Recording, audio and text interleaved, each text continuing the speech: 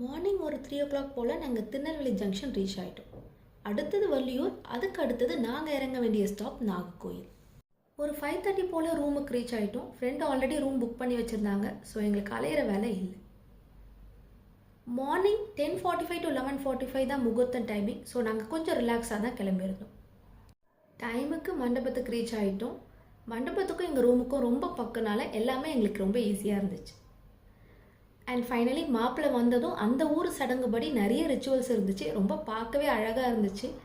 And the final days out மாதிரி கல்யாணம் அழகாக முடிஞ்சது. நாங்கள் ரொம்ப நாளாக வெயிட் பண்ணது நாகர்கோயில் கல்யாண சாப்பாடு சாப்பிட தான். ஃபஸ்ட் டைம் ட்ரை பண்ணியிருந்தோம், நல்லா இருந்துச்சு. எனக்கு அதில் ரொம்ப பிடிச்சது அவியல் கூட்டு தான். நைட்டு 8 மணிக்கு போல் தான் சென்னைக்கு பஸ்ஸு. நடுவில் 5 மணி நேரம் ஃப்ரீயாக இருக்கிறதுனால பக்கத்தில் எங்கன்னா சுற்றி பார்க்கலான்னு சொல்லி பிளான் பண்ணோம். அங்கேருந்து 20 மினிட்ஸில் கன்னியாகுமரினால அங்கே தான் போயிட்டுருக்கோம்.